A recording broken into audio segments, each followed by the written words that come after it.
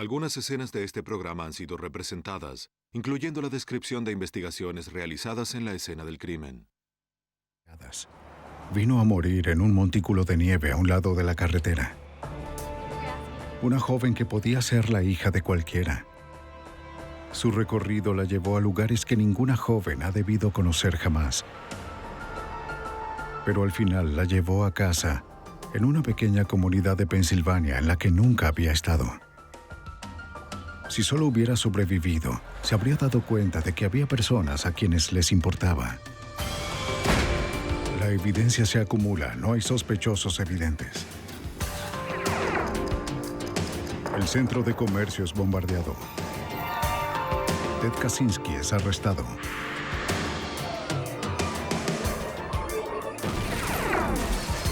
Fugitivo a un prófugo.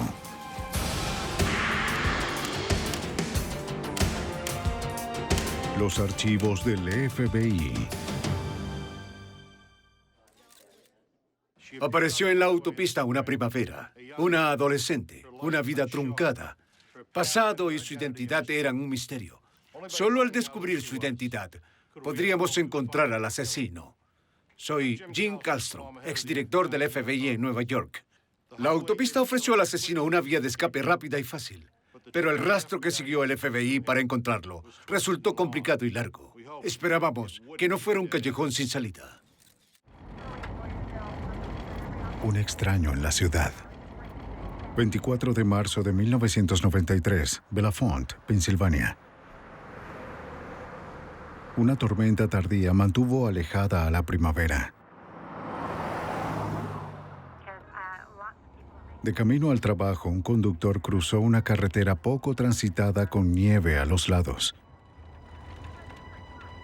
Pero algo a un costado de la vía llamó su atención.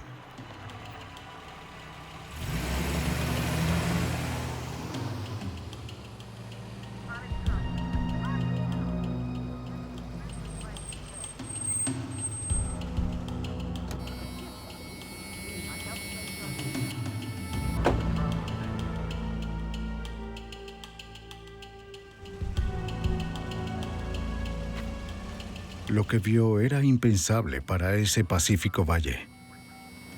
Un oficial de seguridad nos contactó para reportar. La Policía Estatal de Pensilvania fue contactada de inmediato.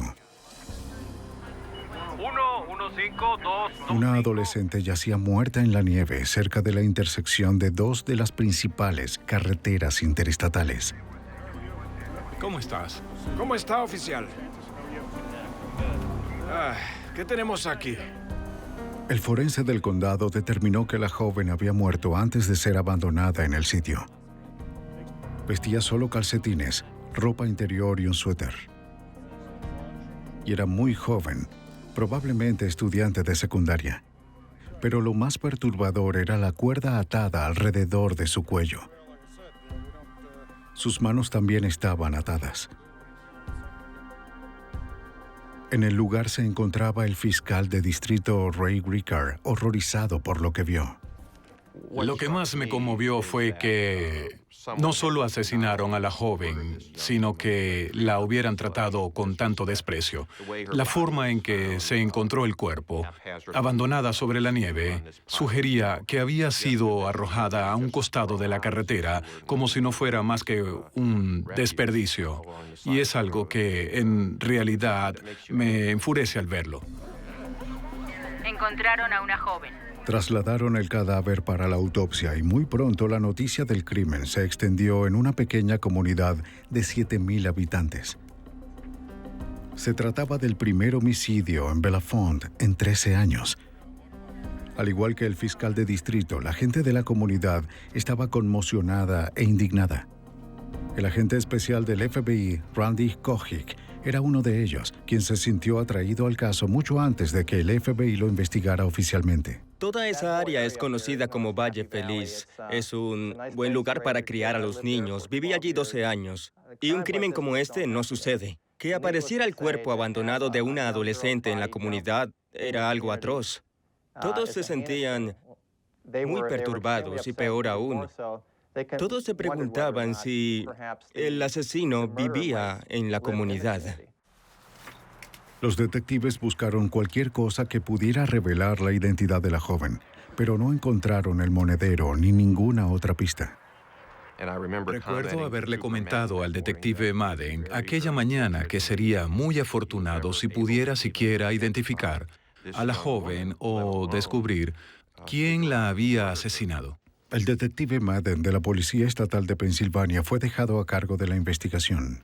Había una leve depresión en la nieve de unos 15 centímetros, donde se suponía que habían dejado el cuerpo que indicaba que podía haber sido arrojada desde un camión o desde un auto al montículo de nieve. Madden concluyó que se trataba de un camión con una cabina bastante alta y las huellas cercanas de los neumáticos le dieron la razón.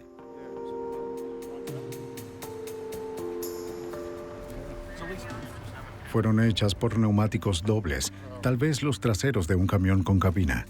Un experto en evidencias hizo los moldes de yeso de las huellas para enviarlas al laboratorio de la Policía Estatal de Pensilvania. Los expertos intentarían verificar la marca y el modelo, además de revisar si había algo extraño, de forma tal que si se identificaba al sospechoso, se podría determinar si sus neumáticos coincidían con las huellas en cuestión. Así los moldes podrían relacionarlo con la escena del crimen. Los agentes de policía se desplegaron por la zona para encontrar posibles pistas. Buscaron en los predios cercanos y en la universidad local, la Penn State University, pero no encontraron nada. El cuerpo fue trasladado al hospital Lehigh en Bethlehem, Pensilvania, donde el médico forense Mahalakis llevó a cabo la autopsia en presencia del detective Madden. El doctor determinó que la causa de la muerte había sido por estrangulamiento. No presentaba ningún disparo o heridas punzantes. La temperatura del cuerpo mostró que la joven tenía menos de 12 horas muerta cuando se descubrió el cadáver. Al parecer había fallecido antes de que hubiera sido arrojada a un lado de la carretera, como había supuesto el forense en la escena. Exámenes posteriores indicaron que la joven había tenido sexo antes de morir. Si se trataba de una violación o de sexo consensuado, estaba por verse. No obstante, con base en la evidencia del momento, pensábamos que había sido violada. El doctor Mahalakis retiró la cuerda del cuello de la joven con sumo cuidado. Un momento, mire esto, doctor. Es un cabello Debajo negro, del nudo doctor. encontraron un solo cabello oscuro que no pertenecía a la joven rubia. ¿Pero sería del asesino? Se envió al laboratorio forense del FBI en Washington, D.C. junto con los nudos para ser analizados. El tipo de nudos era importante. Podía permitirle al FBI realizar un perfil del asesino. Pero la mejor pista se encontró en la palma de la mano izquierda de la joven. Parecía que tenía algo escrito en ella.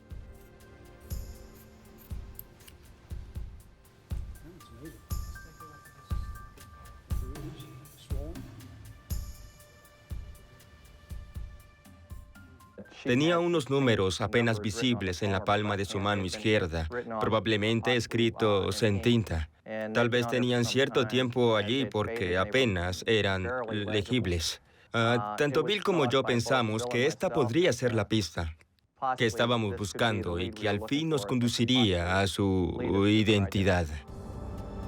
La escritura era indescifrable, aunque parecían números. Son apenas visibles. El agente Kojic sugirió que los expertos del laboratorio del FBI podían hacerlos legibles. Pensamos que tal vez podríamos mejorar la escritura en el laboratorio del FBI en Washington, D.C. Así que removimos la piel de su mano izquierda para enviarla al laboratorio. Las huellas digitales de la joven fueron cotejadas en la Base Nacional de Datos de Personas Desaparecidas, pero no hubo ningún resultado. Las huellas de sus dedos se cotejaron en el AFIS, el Sistema Nacional que coteja huellas digitales. Los resultados fueron negativos.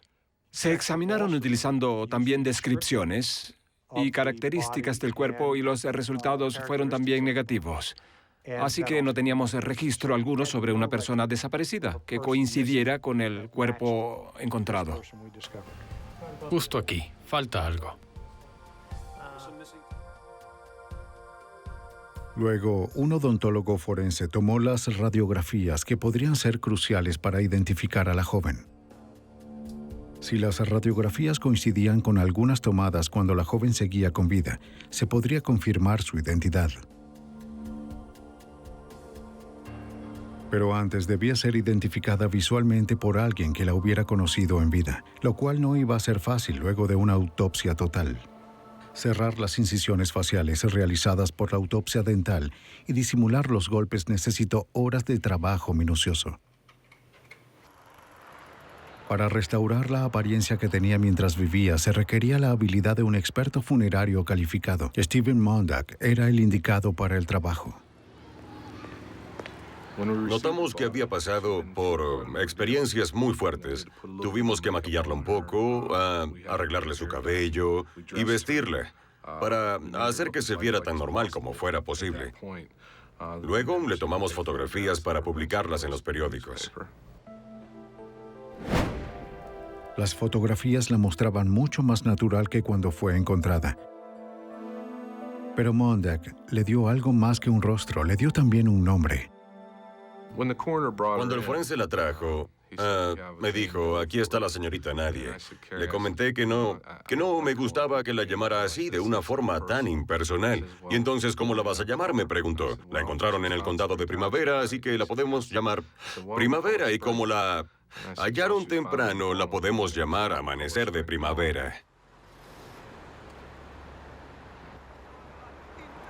El esmerado trabajo de Mondak les ofreció a los investigadores lo que necesitaban. Mostraron las fotografías de la joven a docenas de camioneros en las paradas locales, restaurantes y gasolineras. Muchos dieron nombres de jóvenes que se parecían a la adolescente. Su rostro juvenil tocó una tecla sensible en las personas que la vieron. La cobertura de la noticia en los periódicos locales y los volantes también ayudaron. La cantidad de llamadas recibidas en la estación de policía fue abrumadora y tuvimos que analizar cada una para intentar determinar si se trataba de alguien de la comunidad. Pero ninguna de las pistas condujo a nada. Después, a finales de abril, casi un mes después del hallazgo del cadáver, el FBI llamó al detective Madden. Los análisis revelaron que la escritura en la palma de la mano izquierda de la joven era un número de teléfono con el código de área de Florida. Madden averiguó que ese número estaba desconectado y pensó que tal vez el código podía estar equivocado. No tenía lógica, no se ajustaba a este caso en particular. La joven no tenía ningún bronceado. Más bien lucía como si viniera de una zona invernal, similar a la nuestra. Pero seguíamos sin saber de dónde. Madden suponía que la adolescente era del oeste o el norte de Pensilvania, quizás a unas 12 horas de donde se encontró el cuerpo. También descubrió que no solo había un número telefónico, sino dos, en la palma de la mano de la joven. Marcaron todas las ciudades ubicadas en un radio de 12 horas de distancia que tuvieran los códigos telefónicos que ella había anotado. Madden y Kojic enviaron los números junto a una descripción de la joven y su fotografía a cada uno de los alguaciles y policías estatales de las ciudades mencionadas, esperando que la información proporcionara alguna pista. A medida que avanzaban, la gente de Belafont seguía cada avance del caso ofreciendo ayuda y apoyo. Había una genuina demostración de afecto e interés por la joven. Podría decirse que la comunidad de Belafont la adoptó póstumamente y aunque pudimos constatar en poco tiempo que no era una residente local, existía un sentimiento profundo de que era alguien que nos importaba. A medida que la primavera florecía en Belafont, la joven continuaba en el pensamiento de su gente. Su historia conmovió a todos, en especial a Madden y Kojic. Los dos colegas y amigos por mucho tiempo no podían dejar de pensar en la trágica muerte, intentando resolver el caso hasta con horas extras de trabajo. Sí, cuando fui asignado a este caso, mi hija tenía 17 años y el detective Madden tenía 2 hijas adolescentes. Creo que por eso tuvimos un gran interés personal, de hecho. Le dedicamos todas las horas posibles al punto de que con frecuencia hablábamos del asunto por teléfono durante la noche desde nuestros respectivos hogares. Nunca antes la comunidad ofreció un apoyo tan contundente como cuando Stephen Monda comenzó a preparar el cuerpo para el funeral. Recibí llamadas de floristerías que querían donar flores, de los estilistas que querían peinar su cabello, otros donaron ropa y hasta los ministros de la iglesia querían ofrecer sus servicios. Recibí llamadas del cementerio, de la empresa de ataúdes. La tumba donde iba a ser enterrada estaba al pie de una hermosa montaña llena de flores silvestres y hasta una empresa quería donar la lápida. Fue sorprendente cómo la comunidad unió esfuerzos para su entierro. A más de un mes de haberse encontrado el cuerpo, llegó la hora del entierro. No solo la ciudad no podía más con la tragedia, sino que el cuerpo no podía conservarse por más tiempo. Sin embargo, Madden aún lo necesitaba. Lo último que queríamos como estación de policía era perder el cadáver. Es decir, no queríamos que fuera sepultado todavía sin haber podido identificar a la víctima. Yo les di la información que requerían. Justo cuando el cuerpo no podía ser retenido por más tiempo, apareció una pista.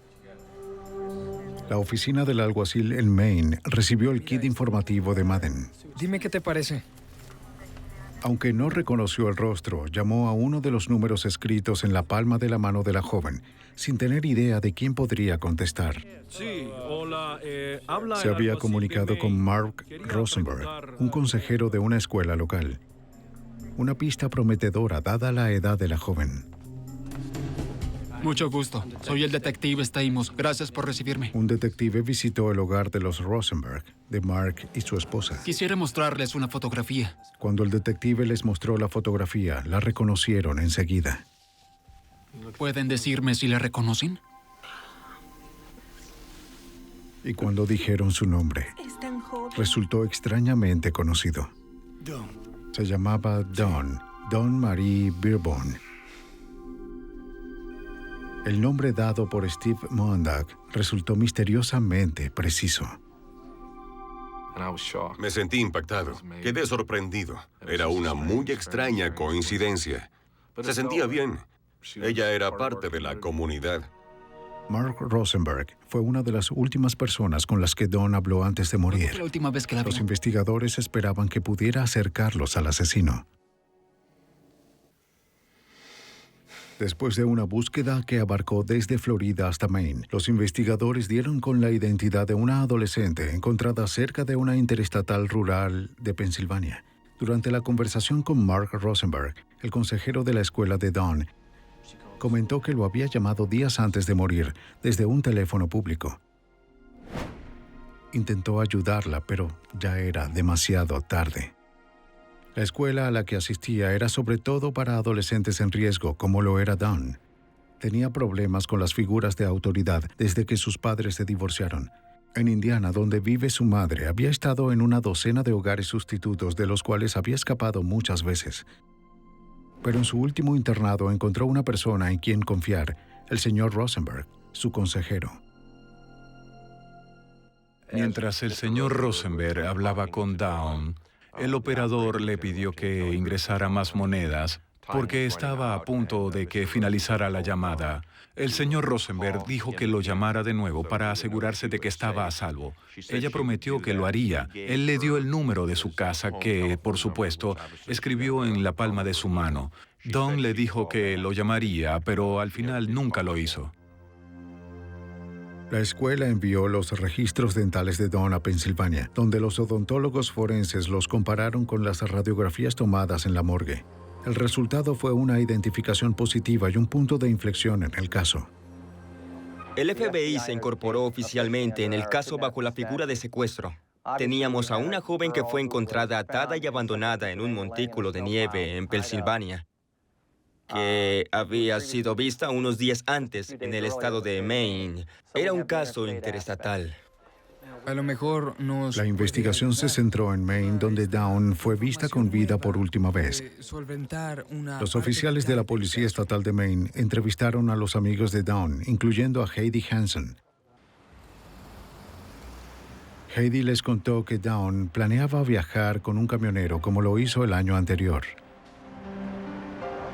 En aquella ocasión, ella y su amiga Mandy Gray se escaparon con el camionero John Hoffpauer. Dejaron a Mandy en su casa en Georgia y continuaron su viaje.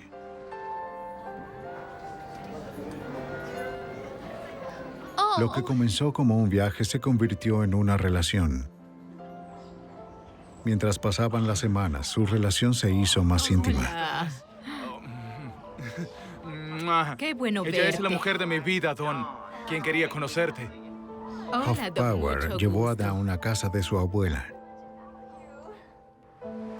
Continuaron haciendo su itinerario. Nadie sabe con exactitud a dónde fueron o qué hicieron, pero Dawn hablaba con agrado de sus días con Hoffpauer. Disfrutaban de la mutua compañía y él la había tratado bien. Parecía uno de los pocos momentos felices en su problemática vida. Luego, casi un mes después de empezar el viaje, el camión fue detenido al azar por la policía en un control de tránsito. Un oficial le pidió a Dawn que descendiera y ella obedeció.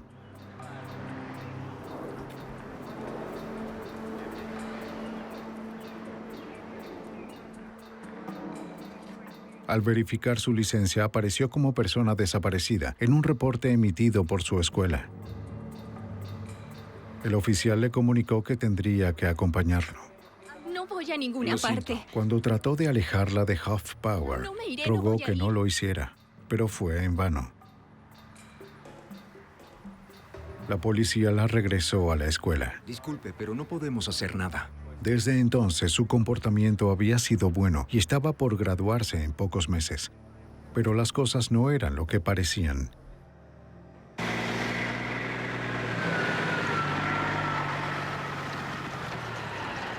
Aparentemente, Hoffpauer seguía enamorado de ella y es probable que ella también. Y aunque no lo había visto desde el viaje, intentó visitarla en la escuela. Venga un segundo. Pero tengo Oye, que lo entrar. siento, pero no Por puede favor. entrar, no tiene la autorización. Pero los guardias de seguridad no lo dejaron pasar. Como tenía tiempo que no sabía de él, Dawn les dijo a sus amigos que quería ir a buscar a Hoffpauer para huir de nuevo juntos. La trajeron de regreso. El domingo por la noche del 21 de marzo, 3 días antes de ser encontrada muerta, Dawn escapó de un cine. Le dijo a su amiga Heidi que pediría que la llevaran hasta la parada de camioneros Dysart en Bangor, Maine, donde esperaba encontrarse con Hoffpauer. Inmediato, 2 detectives y consigan toda la Hoffpauer se convirtió en el principal sospechoso, ya que lo último que se sabía de ella era que iba a reunirse con él. El agente Kojic comenzó a rastrearlo. Al parecer vivía en Mississippi. Pero Hoffpauer no fue fácil de hallar. El familiar más cercano que encontraron los investigadores fue su abuela, quien vivía en Emory, Mississippi. Adelante, por favor, tomen asiento. Su abuela los invitó a pasar y les dijo que había criado a Hoffpauer como si fuera su propio hijo y que era su fiel devoto, y sin importar dónde estuviera, la llamaba casi todos los días. Incluso había traído a Dawn para que la conociera. Cuando los detectives le hablaron de su muerte violenta, quedó devastada. Entonces compartió con ellos su propia trágica noticia. En septiembre pasado, 6 meses antes del asesinato de Dawn, el nieto dejó de llamarla. También dejó de trabajar y cuidar a las mascotas. Desapareció dejando solo la billetera en casa. Su abuela creía que había muerto, aunque el cuerpo nunca fue hallado. Su auto fue encontrado acribillado a balazos, razón suficiente para pensar que se había metido en problemas con personajes peligrosos y había muerto de forma violenta. Los agentes descubrieron que el vehículo fue encontrado cerca de su hogar en Mississippi en septiembre de 1992, 7 meses antes de la muerte de Dawn. Por un extraño giro del destino, la desaparición de Hoffpauer condujo a la muerte de Dawn. Si él hubiera estado en la parada Dysart, Dawn todavía estaría viva. Su romance desafortunado terminó en una doble tragedia. Ahora, con Hoffpauer dado por muerto, la investigación para encontrar al asesino de Dawn casi volvía al punto de partida. La pista más prometedora de los investigadores no llevaba a ningún lado. De nuevo se encontraban sin sospechoso en un caso escalofriante, la muerte de una hermosa joven de 17 años, cuyo cuerpo había sido abandonado en una carretera rural de Pensilvania. Siguiendo el dato de la amiga de Dawn, el agente Kochik y el detective Madden se trasladan hasta la parada de camioneros Dysart en Bangor, Maine, el sitio al que Dawn se dirigía cuando desapareció. Agente Kochik del FBI. ¿Cómo está, señora? Soy el detective Madden. Le enseñaron la fotografía de Dawn a la cajera, quien recordó haberla visto hablando por teléfono semanas atrás. Estaba ahí. Lo sorprendente fue que aunque ya habían transcurrido 2 meses, los agentes descubrieron que las personas recordaban haber visto a la joven rubia, quien les preguntaba a los camioneros si la podían llevar. Muchos la recordaban pidiendo un aventón en esa parada. Creo que cuando un adolescente está en un lugar como ese, la gente lo nota de manera inmediata.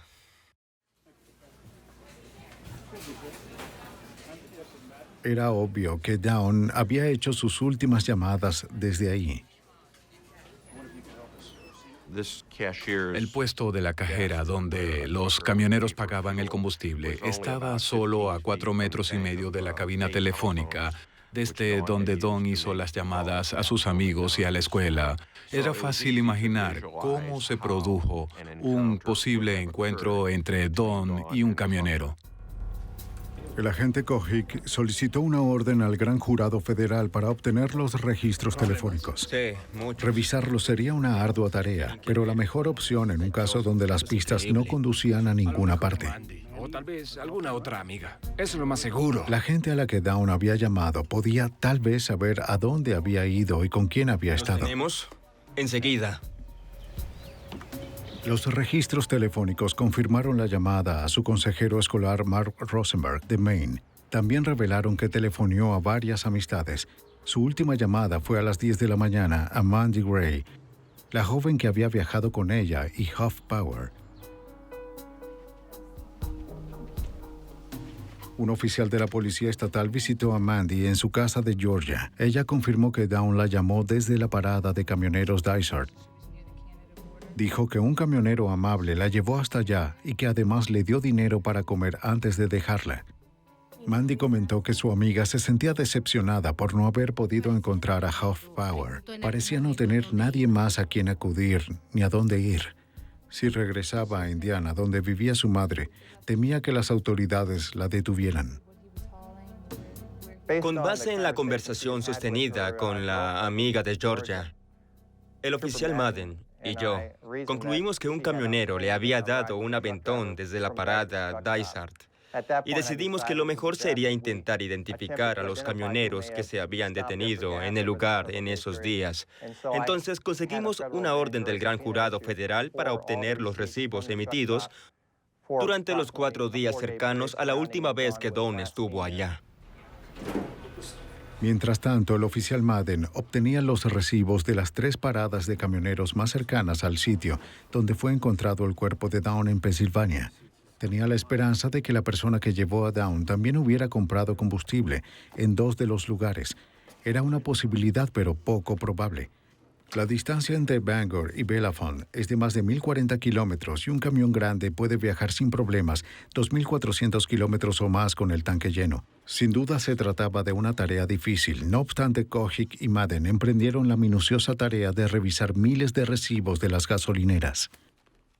Durante las siguientes 4 semanas reuní tanto los recibos de Maine como de Pensilvania y los agrupé en 2 listas diferentes.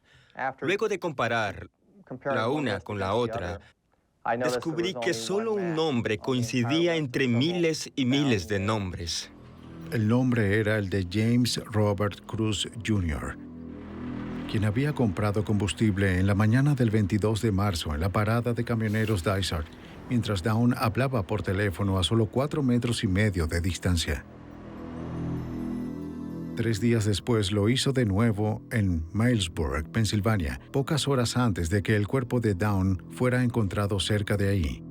Esto fue un gran avance para nosotros. Teníamos a un camionero que estuvo en Bangor al mismo tiempo que Dawn, más o menos cuando se encontró el cadáver. Los recibos indicaban que James Robert Cruz Jr. trabajaba en una empresa de camiones de Ohio. En respuesta a una llamada del agente Kojic, su jefe verificó las compras realizadas con su tarjeta de crédito. Bien, tengo los registros. Cruz manejó el camión 44 en una ruta consistente con los eventos del crimen. Tengo las horas y tengo las El agente fechas. Kojic y el detective Madden tenían al fin un sospechoso del asesinato de Dawn Marie Beerbaum, de 17 años. Sí, también me parece bien. Los investigadores iban tras el principal sospechoso del asesinato de una adolescente de la escuela secundaria, cuyo cuerpo fue encontrado cerca de una carretera interestatal de Pensilvania. El sujeto era un camionero llamado James Robert Cruz Jr. Su jefe le dijo al FBI que se trataba de un empleado ejemplar de la compañía de camiones de Ohio. Pero los investigadores descubrieron que tenía un pasado oscuro. Verificamos si tenía algún expediente criminal y descubrimos que sus antecedentes penales eran amplios. Lo más resaltante era el hecho de que había pertenecido al ejército de Estados Unidos y que mientras estuvo allí fue acusado de intento de asesinato por estrangulamiento. Pasó un tiempo cumpliendo condena en el fuerte Fort Leavenworth. Sus antecedentes militares proporcionaron otro hecho clave a los investigadores. Encontramos que su tipo de sangre era A positivo, el mismo de las pocas personas del pueblo que podían tenerlo y el mismo del semen encontrado en el cuerpo de Dawn. Parecía que los investigadores estaban cada vez más cerca de atrapar al sospechoso. Solo faltaba una cosa por hacer en nuestro intento de identificar si él era la persona responsable de este homicidio, y consistía en determinar qué tipo de neumáticos tenía su camión. A petición del agente Kojic, un agente del FBI de Ohio inspeccionó los neumáticos del camión 44 mientras Cruz se encontraba en la carretera conduciendo otro camión. Los neumáticos eran Michelin XD1 de perfil bajo, un modelo bastante inusual. En el laboratorio de la Policía Estatal de Pensilvania, un experto comparó este modelo con el molde hecho donde hallaron el cuerpo de Dawn. Verificó el molde con cada detalle en las fotografías y una guía referencial de neumáticos.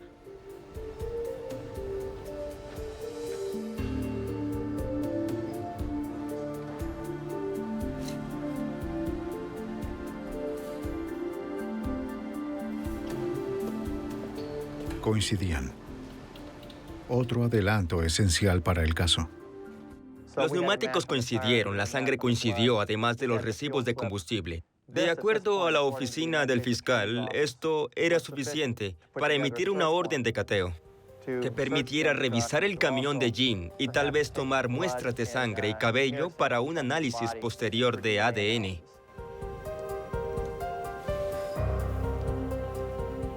Mientras Cruz se encontraba conduciendo otro camión, los expertos en reunir evidencias del FBI examinaron el camión 44. Aunque si Dawn estuvo realmente en ese camión, había sido hacía 2 meses. Por eso los investigadores no esperaban encontrar mucho. El hecho de que el camión estuviera limpio con detalle tampoco les dio mayores expectativas.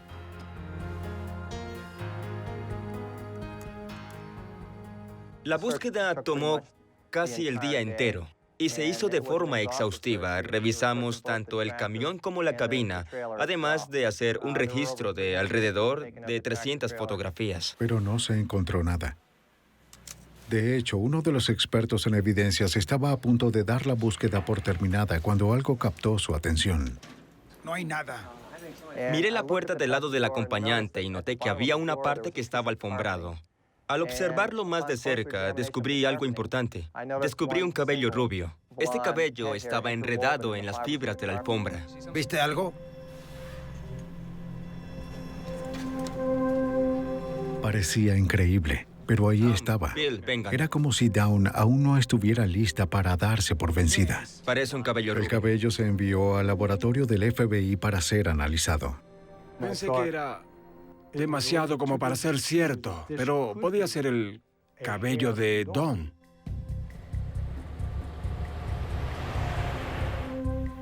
¿Cuándo regresará?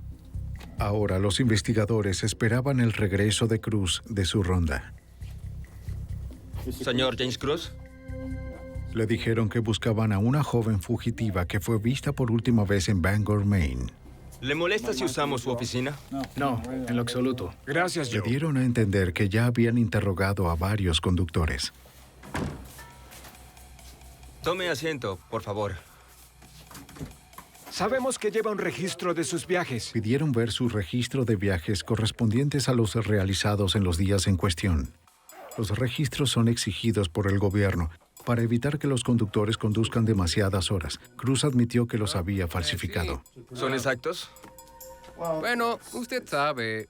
Los camioneros los cambian para mantenerse dentro de los límites legales, pero parecía que los registros de Cruz habían sido alterados selectivamente. Lo cierto es que notamos que los cambios en el registro fueron hechos de una forma conveniente cuando compró combustible ese día en Pensilvania y también en Dysart.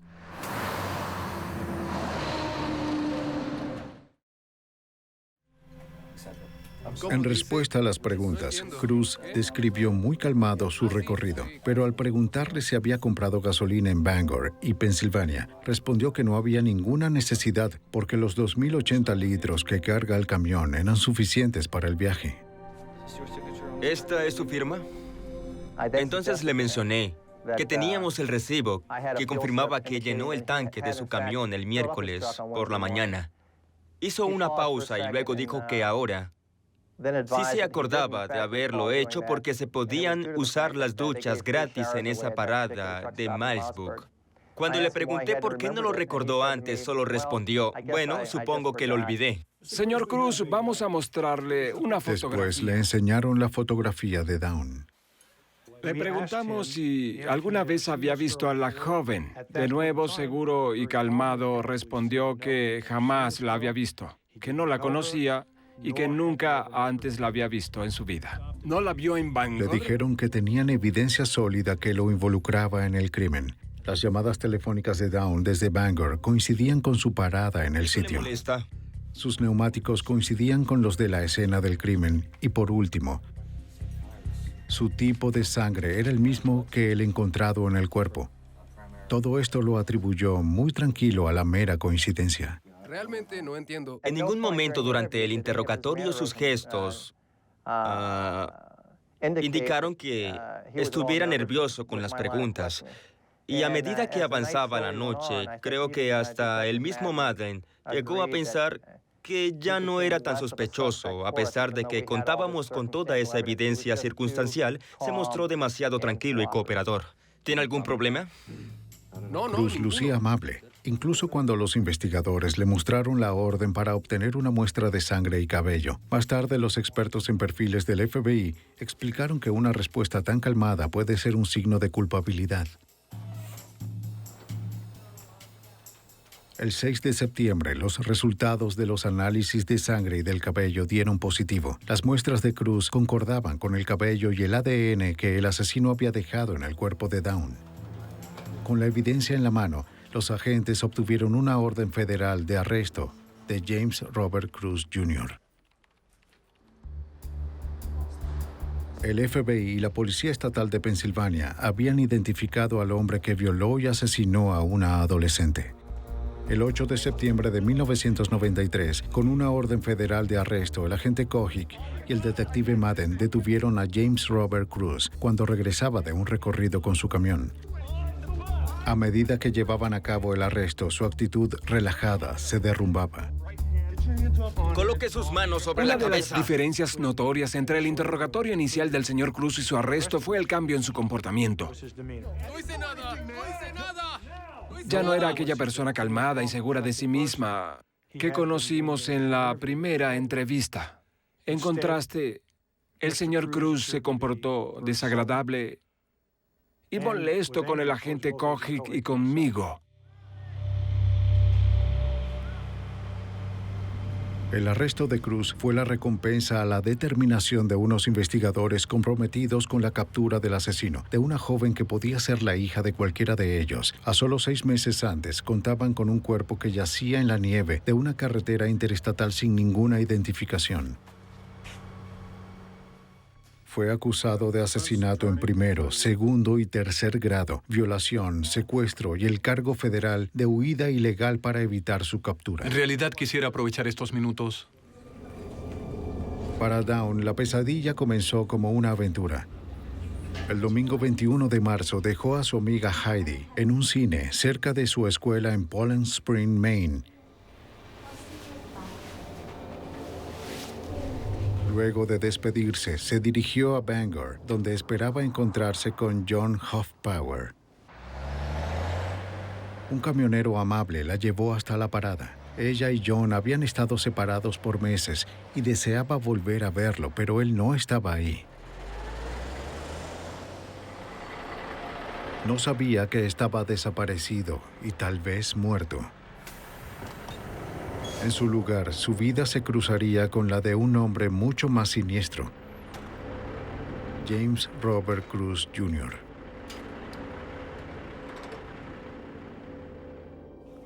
Sí, estoy bien. Estoy bien. El 22 de marzo, Dawn estuvo haciendo llamadas desde la parada de camioneros Solo llamaba Dysart. para que supieras que estoy a salvo. Llamó a sus amigos y les hizo saber dónde se encontraba y que estaba a salvo. Está bien. Puedes decirle a todos que me encuentro bien. También habló con su consejero escolar, Mark Rosenberg.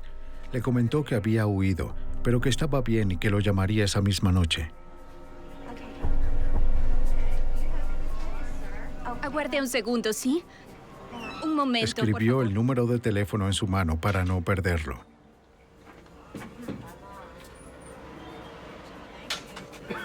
Mientras James Robert Cruz pagaba la gasolina, vio a Dawn en el teléfono a 4,5 metros de la caja registradora. Está bien. Estaré en contacto, ¿sí? Hasta luego. Cruz firmó el recibo de la tarjeta de crédito cargando la gasolina a nombre de su empleador en Ohio. Aquí tiene. Está bien. Hace frío, ¿verdad? Sí. Gracias. Adiós. Hasta luego.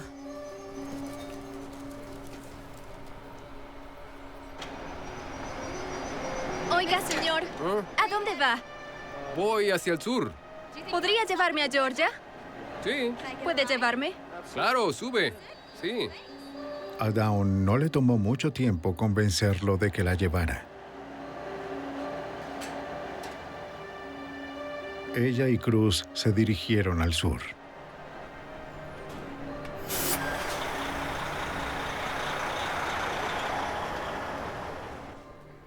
Los fiscales reconstruyeron los hechos que condujeron a la muerte de Dawn Beerbaum.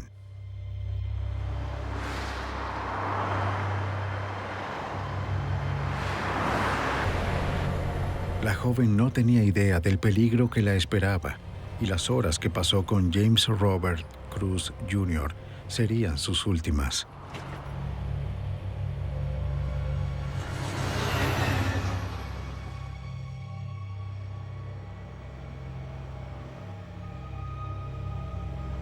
Mientras Dawn se preparaba para dormir, Cruz, todavía despierto, falsificó el registro de viajes.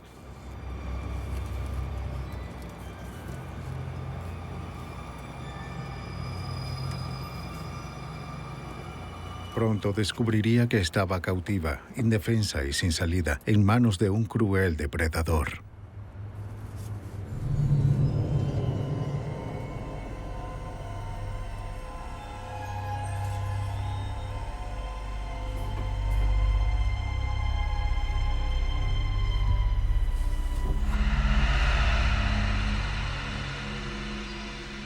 El 23 de marzo, ya tarde, Cruz la violó y quizás la estranguló en el compartimiento para dormir de su camión.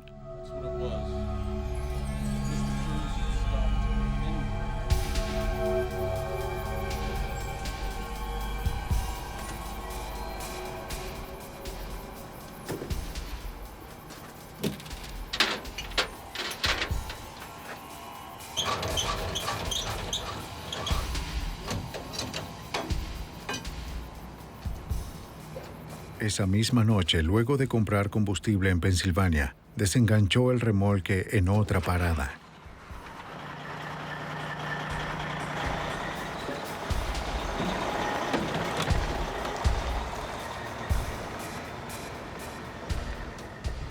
Luego condujo un rato buscando un sitio donde poder dejar el cuerpo de Dawn.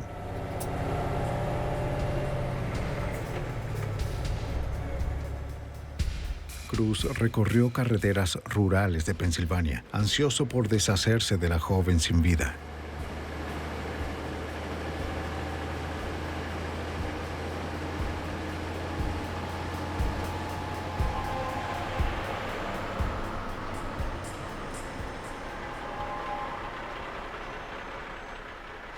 En las primeras horas del 24 de marzo se detuvo a un costado del camino.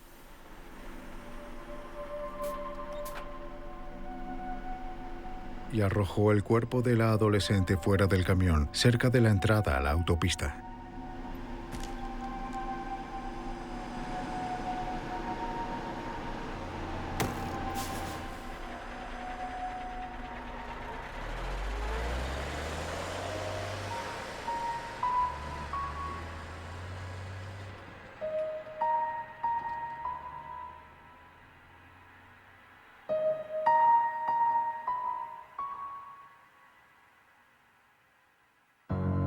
Pero eligió no hacerlo. Cruz con certeza creyó que nunca lo atraparían. Y si no hubiera sido por unos investigadores dedicados, las avanzadas pruebas forenses y un poco de buena suerte, es posible que hubiera podido salirse con la suya. El fiscal de distrito Ray Ricard se desempeñó como fiscal durante el juicio. Un punto que quise enfatizar ante el jurado fue cuánto tiempo le tomó a Dawn morir en manos de James Cruz. El testimonio del patólogo señaló que desde el momento en que anudó la cuerda alrededor de su cuello transcurrieron 4 minutos hasta su muerte. El enfoque de Ricard resultó efectivo. El 14 de junio, luego de 14 horas de deliberación, el jurado encontró culpable de asesinato en primer grado a James Robert Cruz Jr. El juez lo sentenció de inmediato a cadena perpetua sin posibilidad de libertad condicional. Está cumpliendo su condena en la prisión de máxima seguridad del condado de Greene, en el oeste de Pensilvania. Creo que el legado de esta investigación es el hecho de que, al comienzo, lo único que teníamos era una joven abandonada en un montículo de nieve, que murió como nadie debe morir, sin identificación durante casi todo el caso. Todos sentimos la gran preocupación de que nunca íbamos a lograr identificarla, y mucho menos capturar y condenar a su asesino. Tenemos a Cruz tras las rejas. Pero parece que Kojic y Madden tuvieron un desempeño mucho más importante del que en un principio imaginaron. A la hora del arresto, los medios se interesaron mucho por Jim Cruz, porque en Ohio, donde vivía, habían sucedido una serie de asesinatos de adolescentes unos 2 años antes. Todas fueron atadas y abandonadas a un lado de la carretera. Nuestra base de datos indicó que durante los últimos 10 años, alrededor de 600 jóvenes habían sido abandonadas en la vía luego de una muerte sospechosa. No pudimos concluir que el señor Cruz estuvo involucrado en ninguno de estos homicidios. Lo que sí sabemos es que luego del arresto del señor Cruz, los asesinatos de los que estamos hablando en el estado de Ohio cesaron. Finalmente, Dawn Beerbaum descansó en paz. La gente amable de Bellefonte siempre la recordará, así como al asesino que le quitó la vida y que cambió la de ellos para siempre. Algunas escenas de este programa han sido recreadas. La naturaleza densa y montañosa de Alaska resultó el escondrijo perfecto para un asesino feroz y sádico. Perseguía a mujeres, secuestrándolas, violándolas y torturándolas. Las cazaba como animales, para su propio y retorcido placer. La evidencia se acumula, no tienen sospechosos evidentes. El centro de comercio es bombardeado. Ted Kaczynski es arrestado. Fugitivo a un prófugo.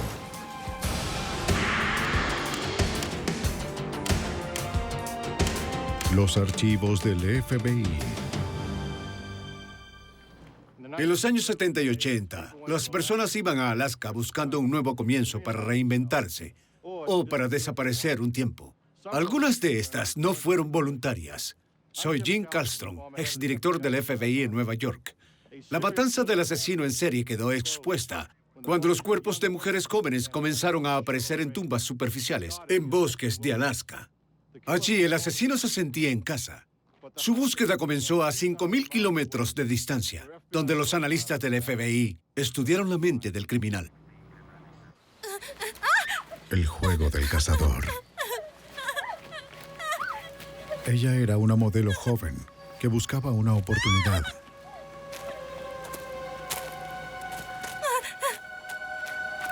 Aceptó un trabajo con un hombre que afirmaba ser fotógrafo. Pero resultó ser un asesino despiadado.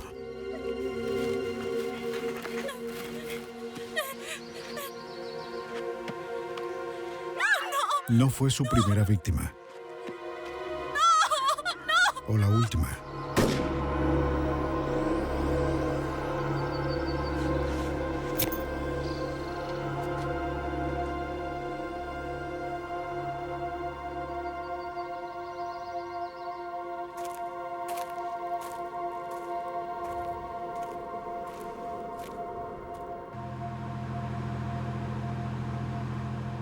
Entre los años 70 y mitad de los 80, los bosques de Alaska eran un destino popular, pues muchas personas fueron al norte por la construcción del oleoducto de Alaska.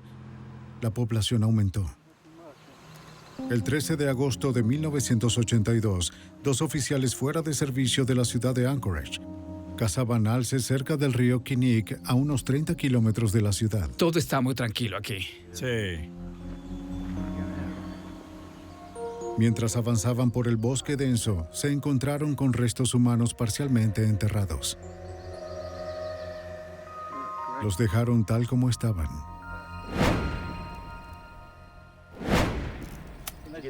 Al día siguiente, especialistas en escenas del crimen de la policía del estado de Alaska llegaron a la escena.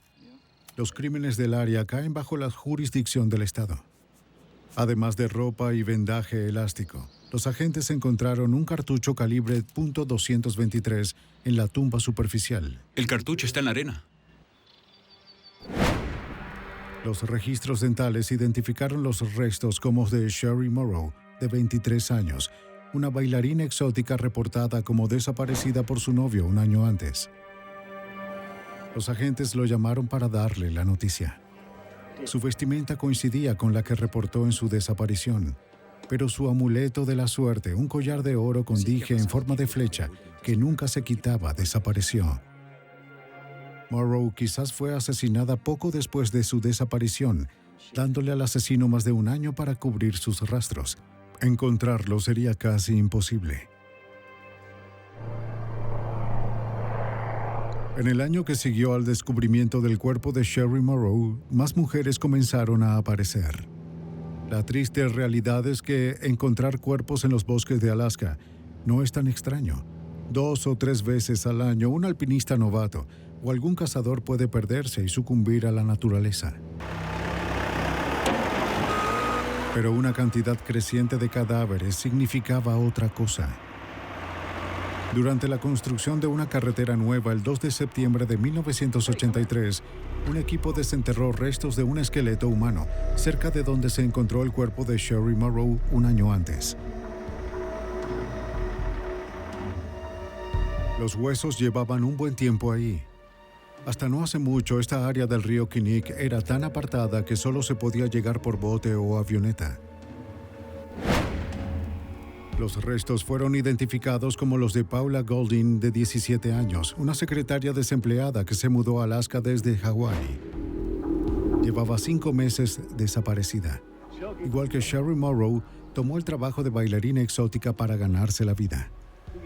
E igualmente se encontró un cartucho calibre .223 en el lugar. Para el agente estatal de Alaska, Wayne Van Clausen, la conexión era aterradora. En ese momento, todo comenzó a volverse aterrador para todos porque el perfil era el mismo. Eran bailarinas exóticas de los clubes del centro. Pero fue entonces cuando tuvimos la idea de que teníamos un asesino en serie suelto. 2 cuerpos se habían encontrado, pero ahora los oficiales creían que había más. Comenzaron a revisar reportes de personas desaparecidas. Muchos de esos reportes eran de bailarinas exóticas, pero que desaparecieran no era algo inusual en Alaska. La desaparición de personas se considera de baja prioridad. Pues según la ley, si eres un adulto tienes derecho a estar desaparecido. Y teníamos casos en los que estas chicas solo saltaban a un avión y desaparecían. Entre 1980 y 1983, 12 mujeres fueron reportadas desaparecidas. Eso representaba solo una fracción del total no reportado. Los oficiales se preguntaban cuántas de estas mujeres eran víctimas del asesino. Eso sería difícil de determinar. Los oficiales estatales de Alaska enviaron la evidencia de la escena del crimen de Sherry Morrow y Paula Golding al laboratorio del FBI en Washington, D.C. para su análisis. El FBI realizó pruebas de balística en ambos cartuchos para determinar si fueron efectuados por la misma arma. Los oficiales estatales esperaban que los resultados les suministraran evidencia sólida de que la misma persona cometió ambos asesinatos. Los resultados del laboratorio fueron concluyentes. Ambas mujeres fueron asesinadas con el mismo rifle de largo alcance. No había duda, los oficiales de Alaska estaban lidiando con un asesino en serie. Mientras comenzaban su búsqueda en los bosques, los oficiales de Anchorage lidiaban con sus propios problemas.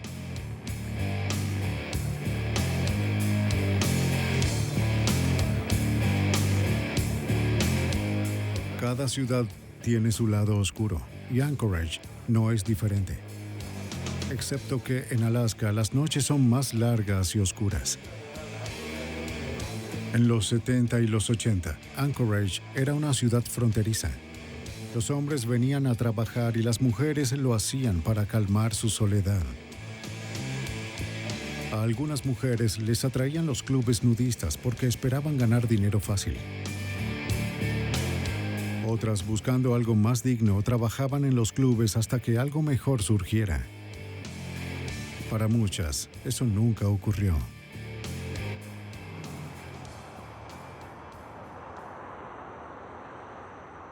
Y en las calles de la ciudad rondaba un acosador. Las escogía con cuidado.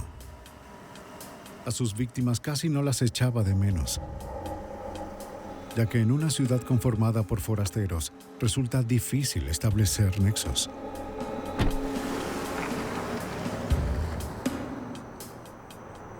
Algunas de las mujeres que desaparecieron de Anchorage aparecieron a salvo. Otras nunca lo hicieron.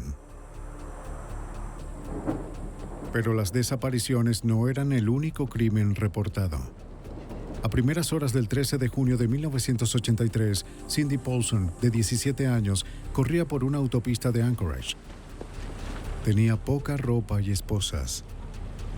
Logró detener a un auto. Corría por su vida.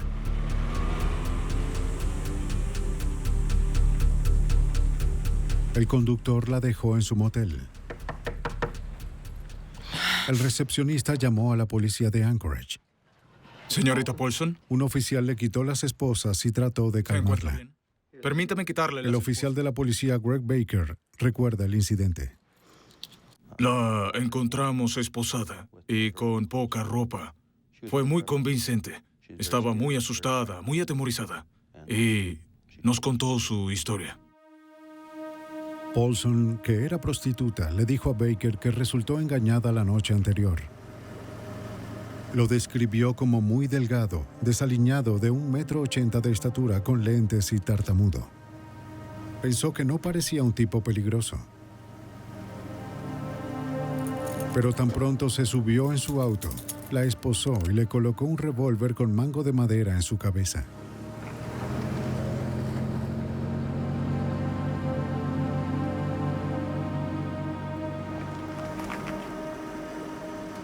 Condujeron hasta un vecindario residencial respetable. La llevó a su casa. Vamos.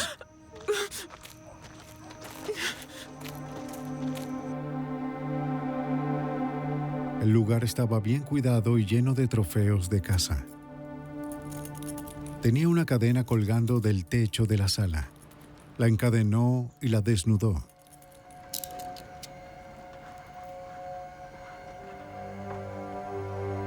Y allí fue torturada y violada varias veces durante horas.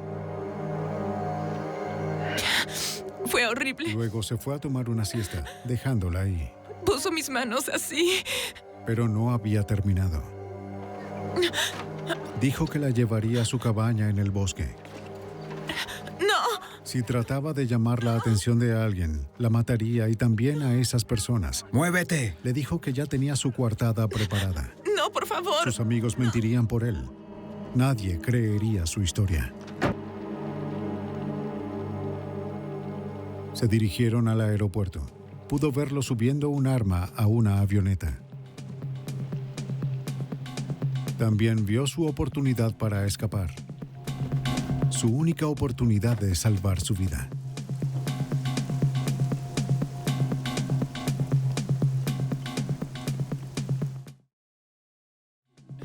La historia sonaba aterradora, pero su terror genuino obligó al oficial Baker a investigar. Tenía una mujer inteligente, muy asustada, alegando haber sido secuestrada a punta de pistola, hecha prisionera en un lugar específico que ella indicó dónde se encontraba, sabía dónde quedaba.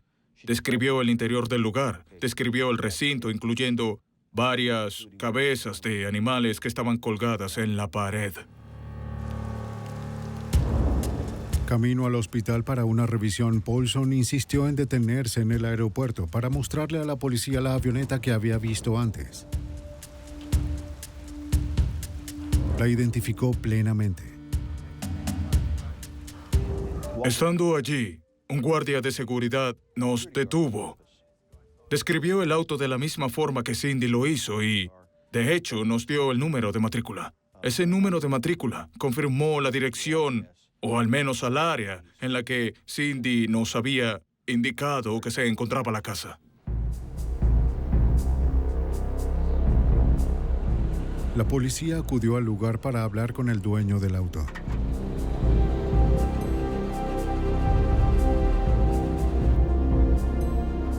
Llegaron minutos antes de que llegara a la casa, conduciendo el vehículo que Cindy Paulson describió. Hasta entonces, todo lo que Paulson había dicho coincidía, pero el sospechoso tenía una historia propia que contar. ¿Señor Hansen? ¿Señor? Según los registros de vehículos automotores, el auto en el que Cindy fue secuestrada pertenecía a Robert Hansen, un panadero de Anchorage. Hansen, quien encajaba con la descripción del hombre que Paulson suministró, respondió con calma las preguntas. Dijo que estuvo en la casa de un amigo desde las 5 de la tarde hasta las 11:30 de la noche, reparando un asiento de su avión. Seguidamente fue a casa de otro amigo y se quedó allí hasta las 5:30 de esa mañana. Después fue al aeropuerto e instaló el asiento. Hansen accedió a que la policía revisara su casa. De nuevo, la casa coincidía con la descripción de Paulson. Eso solo probó que había estado en la casa, no que Hansen la violó y torturó ahí. No encontraron evidencia alguna del hecho. Pero sí notaron un panel suelto. Detrás encontraron una colección de armas, pero no era de extrañar. Hansen era un cazador entusiasta. Encontraron un revólver, pero no coincidía con el que Paulson había descrito. Ni el arma, la cadena o la manta en la que fue envuelta se encontraron en ninguna parte.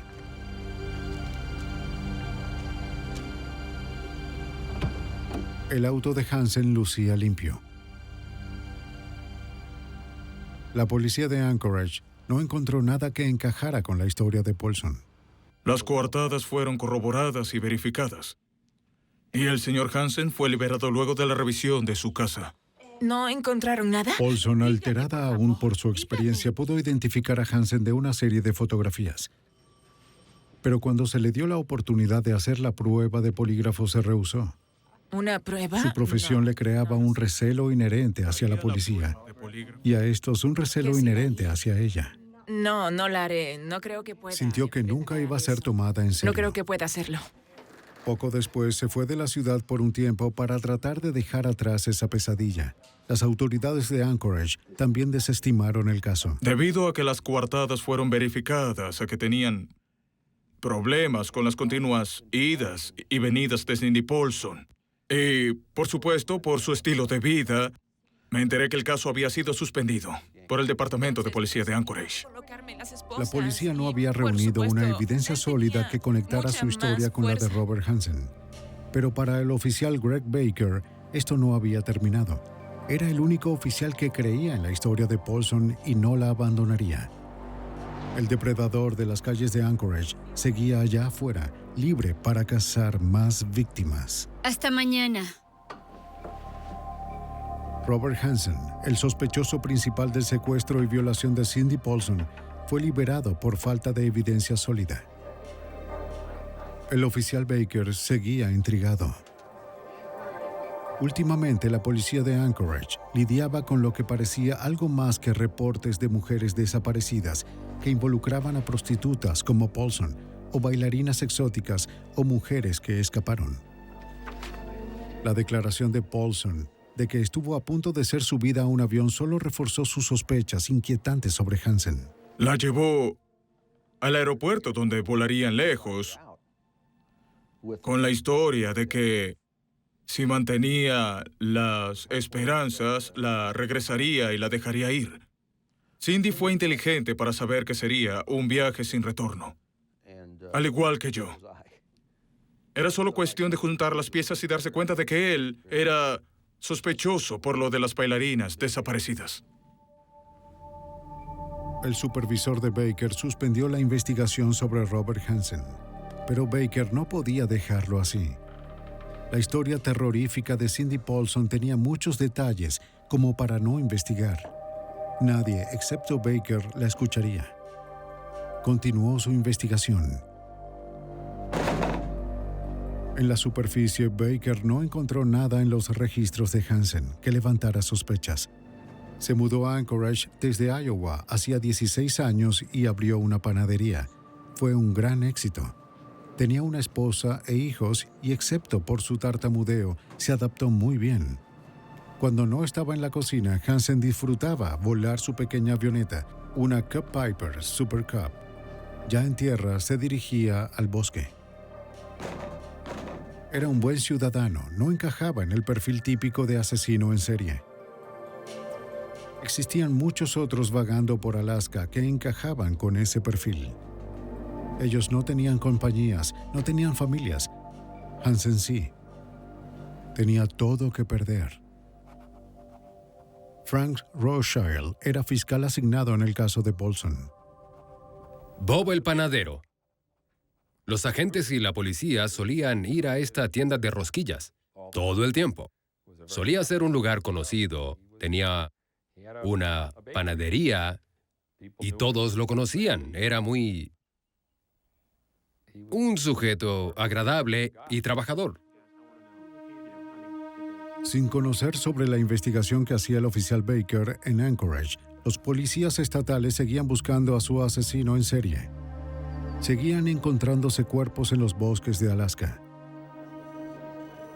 Los agentes formaron un equipo de trabajo para estudiar las semejanzas entre las mujeres desaparecidas y las víctimas del asesino. Esperaban encontrar algún elemento común que los llevara a un sospechoso. Hasta que las autoridades supieran más, le informaron a las bailarinas y a las prostitutas que actuaran sobre seguro. Por primera vez, la policía y las prostitutas estaban del mismo lado. Según Rothschild, el objetivo era preservar la vida. El deber de las fuerzas policiales era y sigue siendo asesorar a estas mujeres que trabajan en algunos de esos clubes y también en las calles para que se cuiden y advertirles que había un sujeto maniático que secuestraba y mataba personas. Un poco más de investigación reveló que el historial criminal de Hansen era extenso. 12 años antes, en 1971, fue arrestado 2 veces por secuestro, violación y asalto con arma letal. Eran crímenes que reflejaban una inquietante semejanza con lo sufrido por Cindy Paulson. Baker no pudo suministrarle esa información a su supervisor. El caso de Paulson había sido suspendido de forma oficial y Baker así desafiaba a la autoridad. Eso lo dejó sin alternativas. En aquel momento reuní todos los informes y antecedentes que pude encontrar del señor Hansen y entonces se los llevé a los agentes. Oigan, miren lo que recibí. Cuando los agentes recibieron el expediente del oficial Baker, se sintieron optimistas. El testimonio de Paulson, junto con los registros policiales de Hansen de Anchorage, lo convirtieron en el sospechoso principal en el caso del Estado. La investigación de los agentes encajaba con la de Baker. Ambos estaban lidiando con el mismo psicópata. Robert Hansen se convirtió en su principal sospechoso. Creo que todos le prestaron mucha más atención porque al observarlo lucía como un verdadero sospechoso. Tenía amplios antecedentes criminales, incluyendo algunas agresiones sexuales. El único problema era la evidencia.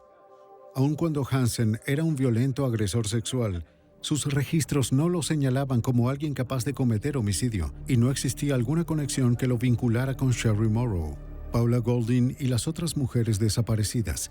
En ese punto, los agentes no tenían lo suficiente para una orden de registro.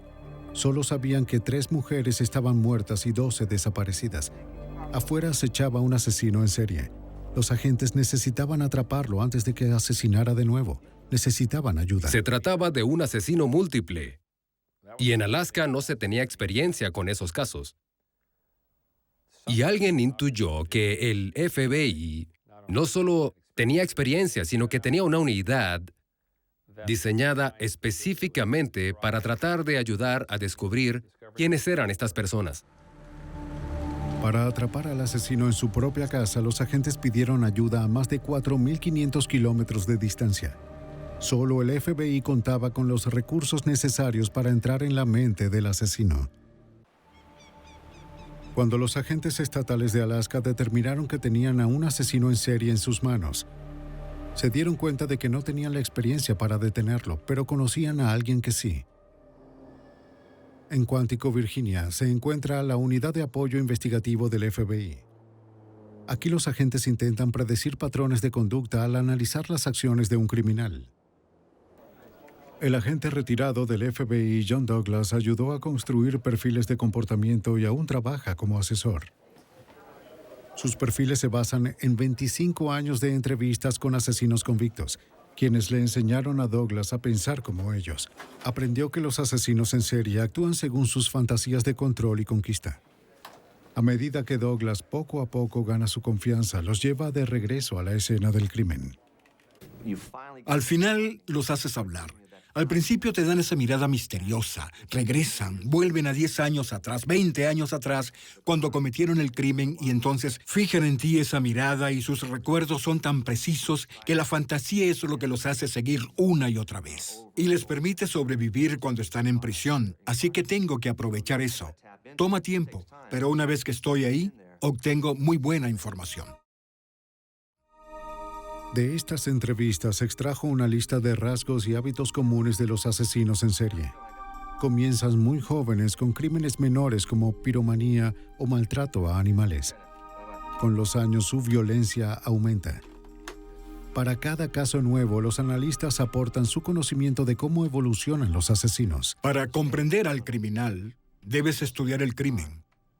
Hay que ver si puedes obtener un análisis basado en los informes preliminares de la policía, fotos de la escena del crimen, el perfil de la víctima, los protocolos de las autopsias, revisarlo todo, revisar las fotos de la autopsia. Se realiza un análisis de todo el crimen. el nivel de riesgo que el sujeto tomó, el nivel de riesgo de la víctima, el análisis del área, quizás de la escena del crimen o tal vez de las múltiples escenas del crimen, y basado en eso, se intenta entonces obtener un tipo específico de perfil.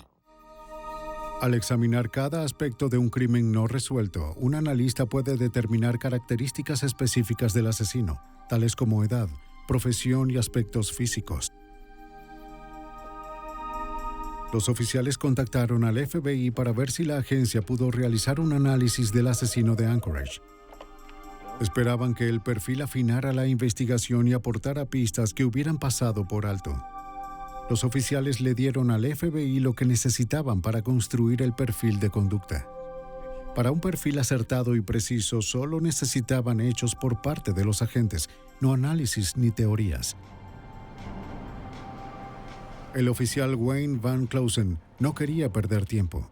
La información que recibió del oficial Baker despertó sus sospechas sobre Robert Hansen, pero necesitaban más información. Los registros criminales apenas comenzaban a ser computarizados y no tenían acceso a todos ellos en Anchorage. Mientras el perfil era desarrollado, fue a la capital, Juneau, a reunir registros de Hansen de los archivos de las Cortes Superior y Suprema. En su misión para reunir hechos, Van Clausen investigó cada ciudad en la que vivió Hansen. Encontró informes de Robert Hansen que se remontaban a 1961. Se llevó todo lo que pudo cargar. El resto lo envió en un camión y se dirigió a casa. Mientras estuvo en Juneau, el FBI obtuvo un perfil criminal del asesino en serie. El hecho de que fuese tan prolífico significó para Douglas que el asesino tenía los medios para pasar desapercibido en la comunidad, alguien que trabajaba de forma independiente. Casi como el dueño de una empresa. Le gustaba pasar tiempo al aire libre, ya que los cuerpos fueron encontrados en zonas boscosas remotas. Puesto que cazaba prostitutas, Douglas concluyó que al asesino le costaba hablar con mujeres, tenía baja autoestima y creció sintiéndose como un marginado. Basándose en asesinos con perfiles similares, Douglas aportó una característica específica para explicar la causa de esos sentimientos de inadecuación. Un rasgo que tenía un parecido inquietante con uno de Robert Hansen. El rasgo que nos impactó fue cuando dijeron que podría tratarse de algún tartamudo o alguien que balbuceaba, con un defecto del habla. ¿Cómo lo supieron? Fue una de las cosas que sugirieron que destacaría. Muy bien, esto es lo que tenemos. El perfil del FBI apuntaba a Robert Hansen, pero estaba por darse a conocer la deducción de Douglas. Al regresar Van Clausen, los agentes analizaron los archivos. Los registros indicaban que Hansen había pasado 3 años en un reformatorio por prender fuego al garaje de autobuses de su antigua preparatoria. Basándose en su trabajo con asesinos anteriores, los analistas del FBI informaron que el asesino tendría un historial de pirómano. ¿Tienes novio? Sí, así es. ¿Sí? El perfil describió al asesino como un inadaptado social. Los informes psiquiátricos ordenados a Hansen por la corte en sus días en el reformatorio develaron ese rasgo. Estoy algo ocupada en este momento. No quise ser grosero, ni... Su tartamudeo era una barrera social que socavaba su autoestima. Siempre que trataba de refinar su personalidad, era rechazado. Si no, llamaré a seguridad. Nunca olvidó la frustración. El perfil indicó que el asesino aprendería a vivir como un miembro más de la sociedad, mientras sus perversiones pululaban dentro de él. Su registro mostró que a sus 30 años, Hansen comenzó a trabajar en una panadería. Presumiría ante sus compañeros sobre su cleptomanía y la sensación de poder que le daba. También presumía sobre su pasión por cazar. Le daba mucho placer ejercer poder sobre su presa, acechándola y luego causándole heridas. Y mejoró mucho en el arte de matarlas, ganando prestigiosos premios. En 1967 se mudó a Alaska para iniciar una nueva vida y para mejorar la cacería. 3 años después de mudarse, sus registros indicaron que fue arrestado por intento de violación a una joven recepcionista a mano armada. no se opuso a los cargos de asalto con un arma letal.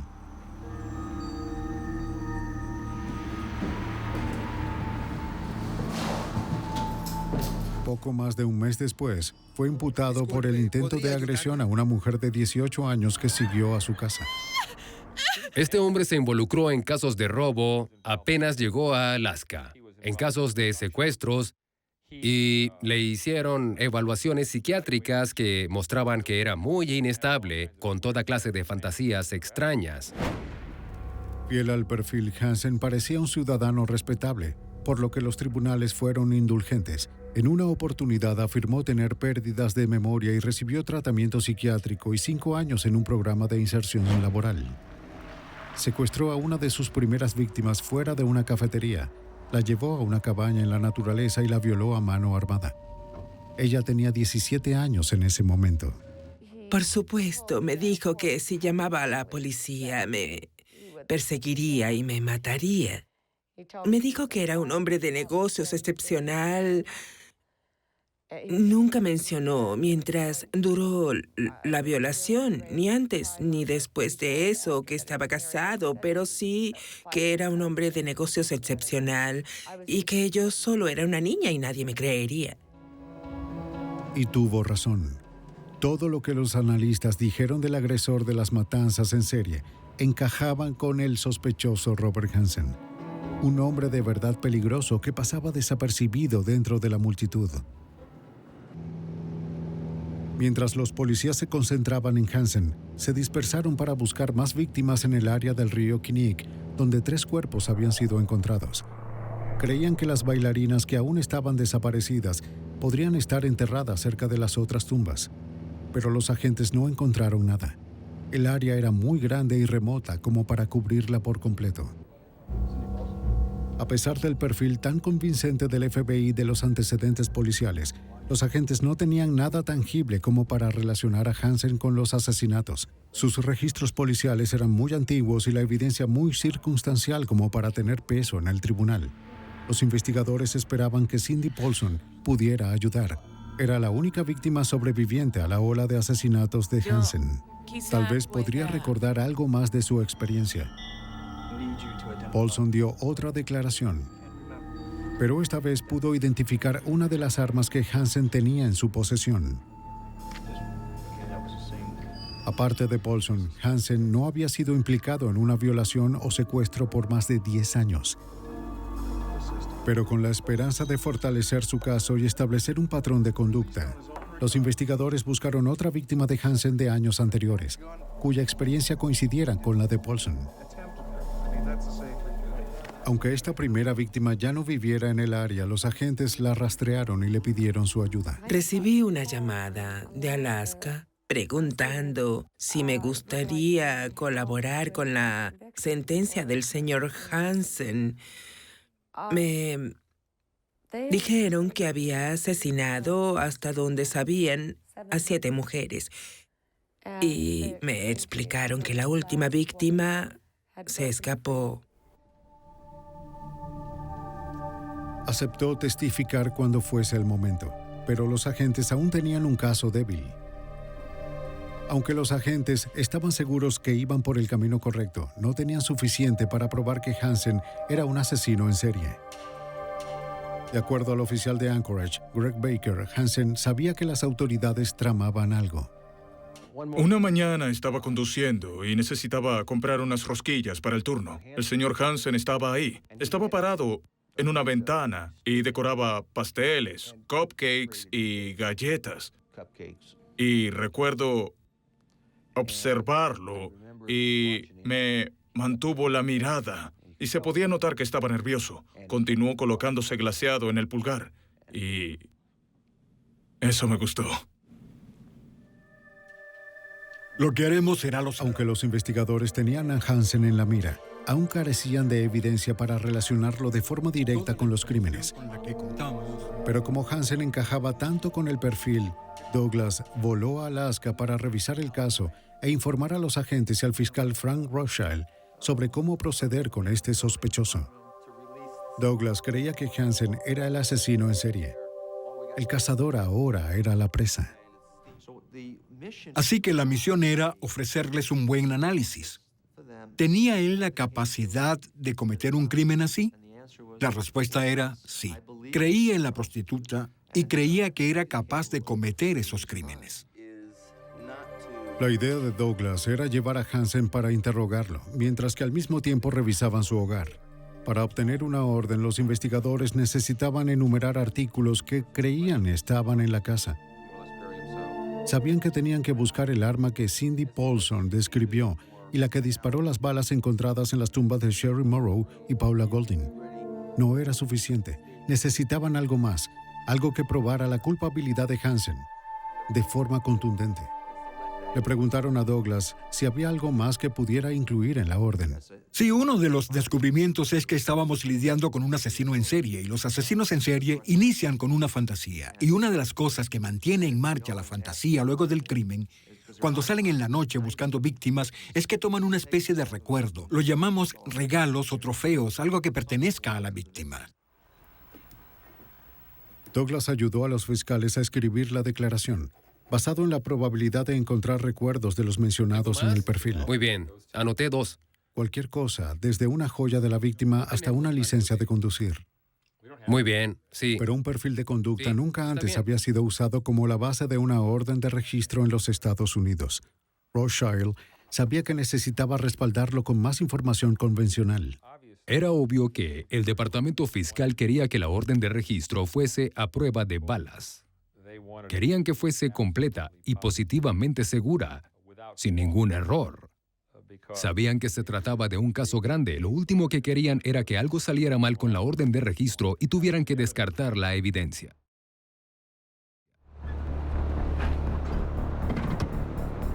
El informe se extendió 48 páginas. El juez autorizó 8 órdenes de registro para la propiedad de Hansen. Ahora solo necesitaban a Hansen. Se aprendieron su patrón, conocían su agenda. El 23 de octubre de 1983 fueron a buscarlo en la panadería. Pero Hansen no estaba allí. Quiso comenzar el día más tarde, obligando a los agentes a esperar durante 20 tensos minutos. ¡Robert Hansen! Del auto! ¿Robert Hansen? Policía de Alaska, por favor, aléjese del vehículo. Al pedirle que los acompañara para interrogarlo, no se resistió. La sala de interrogación ya estaba lista para él. El objetivo era mantenerlo fuera de control, esperando que hiciera una confesión y así evitar un prolongado caso legal. Douglas ayudó a los agentes a diseñar la sala de interrogación para causar el mayor impacto psicológico.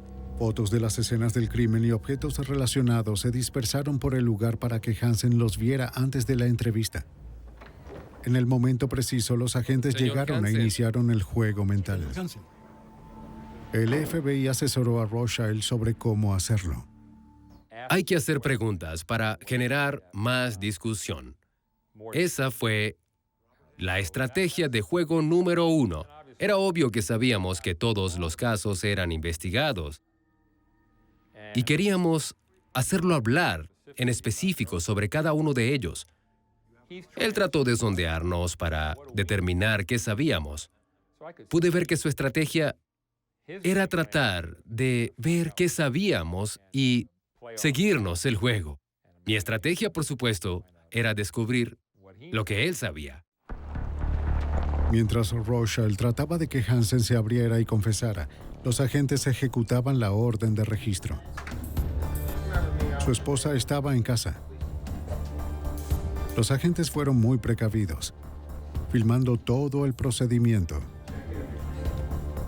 Lo que buscaban podía estar en cualquier parte, incluso a plena vista.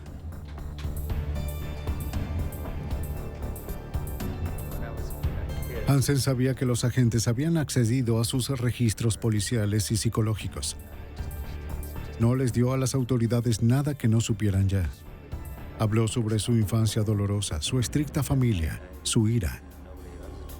Admitió recoger a bailarinas y prostitutas a principios de los 70 y lo mucho que le enfurecía que trataran de aumentar sus tarifas, pero negó amenazar a ninguna de ellas, no admitió nada. Mientras Hansen contaba su historia y su casa era revisada a fondo, otros agentes se dirigieron a su panadería y al aeropuerto para revisar su avión. Ambos lugares estaban limpios. La casa fue el punto principal de la investigación. El registro cuidadoso de la habitación en la segunda planta produjo un descubrimiento curioso e inquietante. Un mapa aéreo de la región marcado con 37X. Parecían estar apiñadas, sobre todo cerca del área donde se encontraron los cuerpos. Pero había docenas de marcas más que de cuerpos, al menos hasta el momento. Los investigadores siguieron hasta el ático. Bajo el material aislante, los agentes hallaron armas. Entre las que encontraron estaban un pequeño rifle 14 Ruger .223, como el usado para asesinar a Sherry Morrow y a Paula Golding, y un revólver con mango de madera parecido al que Cindy Paulson describió. ¿Diga? El equipo de búsqueda le informó a Van Closen las buenas noticias. ¿Les resulta familiar? ¿Las ha visto antes? La red se estaba cerrando sobre Hansen. Y él lo sabía, pero no estaba listo para hablar aún. El interrogatorio continuó por horas. No parecía probable alguna confesión. Yo nunca la he visto. Mientras los agentes recolectaban evidencia, el caso se esclarecía más. Una amiga y vecina de Hansen se acercó, curiosa por lo que sucedía. Estaba asombrada por las noticias. Luego hizo una confesión que destruyó la última parte de la historia de Hansen. Les contó a los agentes que su esposo apoyó a Hansen con su coartada, la noche del secuestro de Cindy Paulson. Mintió para proteger a su amigo sin caer en cuenta de lo grave que eran los cargos en su contra. El esposo llamó después a la policía y se retractó de su declaración. La coartada de Hansen se evaporó. A medida que la búsqueda continuaba, los agentes encontraron la evidencia más incriminatoria hasta ese momento. Una evidencia que Douglas sabía que debía estar por ahí en alguna parte. Encontraron el collar de Sherry Morrow y otras pertenencias de las mujeres asesinadas o desaparecidas. Habían encontrado el alijo de trofeos de Hansen. Los investigadores llamaron a la estación. A pesar de que tenían a Hansen donde querían, seguía sin confesar. Pero tenían lo suficiente para encerrarlo por el caso de Cindy Paulson. La fianza se fijó en $5,000. Ahora los investigadores tenían tiempo para armar el caso en contra de Hansen como un asesino en serie. Llamaron a la víctima anterior para ver si aún quería cooperar. En ese momento ellos pensaron que había asesinado a 11 mujeres, que si seguía interesada en ser testigo, pero sentían que en verdad me necesitaban porque él no había confesado. ¿Hay noticias? 3 puntos en el mapa encontrado en su habitación coincidían con las ubicaciones de los cuerpos encontrados por los agentes. Otra X marcaba la ubicación de un cuerpo encontrado por la policía de Swart años antes. Se presumió que las X restantes señalaban las tumbas de más víctimas, docenas de ellas. Observar el mapa, sin duda, era escalofriante. Porque creíamos en el mapa. El mapa era un conteo de cuerpos. Él mantuvo el rastro. No tenía recortes de prensa. Él tenía el mapa. Cuando los agentes pensaron que tenían suficiente para condenar a Hansen por al menos 4 asesinatos, lo confrontaron a él y a su abogado con la evidencia. Hansen no pudo refutarlo. No tenía dónde esconderse.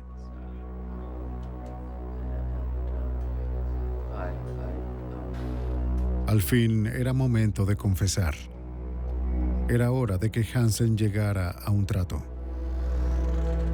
Hansen dijo que confesaría los asesinatos que pudieran comprobarse, siempre que no se le diera publicidad al juicio y que su familia no fuese involucrada. Exigió ser encarcelado fuera de Alaska cuando el juicio terminara. A cambio de solo 4 condenas, aceptó mostrarle a los agentes dónde estaban enterrados otros cuerpos. Los investigadores llamaron a la víctima anterior para darle las buenas noticias. La tercera vez que llamaron me dijeron que había confesado y que no me necesitarían. Así que Colgué el teléfono al terminar de hablar. Tomé a mi hijo para llevarlo a la escuela. Fui hasta la puerta con mi esposo y comencé a desmoronarme. Comencé a llorar. No podía parar. No tenía control de la situación. Me controló a mí. Podía ver cada una de esas mujeres cómo murieron. Tal vez cazadas como perros, heridas y perseguidas. En su confesión, Hansen describió cómo llevaba a sus víctimas al bosque y las cazaba como presas. Durante los 12 años que vivió en Alaska, violó a más de 30 mujeres y desarrolló muchas estrategias para capturarlas. Una vez se encontraba a un objetivo factible, alguna mujer solitaria como Sherry Morrow. Se hacía su amigo y acordaba encontrarse en un lugar de comida rápida.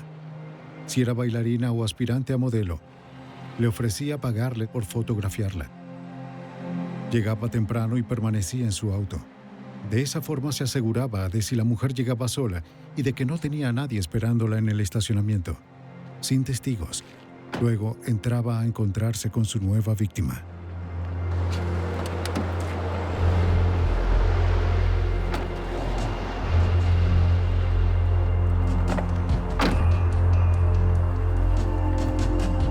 Una mitad de las esposas ya estaba sujeta al asiento. Hansen, de forma muy rápida, colocaba la otra mitad en la muñeca de la víctima, mientras sacaba su arma al instante y la apuntaba. Luego las llevaba a su casa o a un motel lejano para violarlas y torturarlas. Después les vendaba los ojos y conducía o volaba hacia las afueras de la ciudad, hasta llegar a un lugar apartado, su terreno de caza. Su costumbre era jugar con su presa antes de matarlas.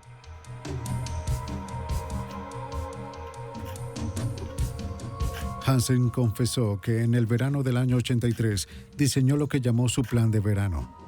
Enviaba a su familia lejos para llevar a sus víctimas a la casa. Una vez que terminaba con ellas, se deshacía de ellas en la naturaleza. Cierra la 26. El 27 de febrero de 1984, Robert Hansen fue condenado por asesinar a 4 mujeres y sentenciado a 461 años de cadena perpetua sin libertad condicional.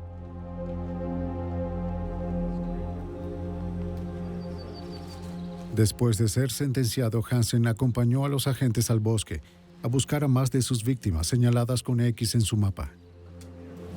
Se encontraron un total de 8 víctimas. Algunos lugares del mapa no se exploraron. Los osos escarbaron en los demás, esparciendo los restos. Los investigadores nunca sabrán cuántas de las 37X representaban alguna de las víctimas de Hansen. Según John Douglas, el mapa tal vez mostraba una pequeña parte de su terreno de caza. Asesinos como Hansen podrán entrar en contacto con muchas mujeres, pero la fantasía lo es todo. Quizás no les guste la forma en que la persona habla o cómo se viste, su estilo, y tomarán una decisión. ¿Esta persona vivirá o esta de acá morirá? Creo que estaba involucrado en más casos y aún creo en la posibilidad de que una de las razones que lo llevó a ir a Alaska fue para escapar de los homicidios que cometió en el año 48. En los Estados Unidos se estima que de 35 a 50 asesinos en serie se activan en determinado momento. La creación de perfiles ha facilitado su detección y captura. Cada vez que alguno es capturado, los investigadores aprenden más sobre sus motivaciones retorcidas, lo que facilita capturar al próximo.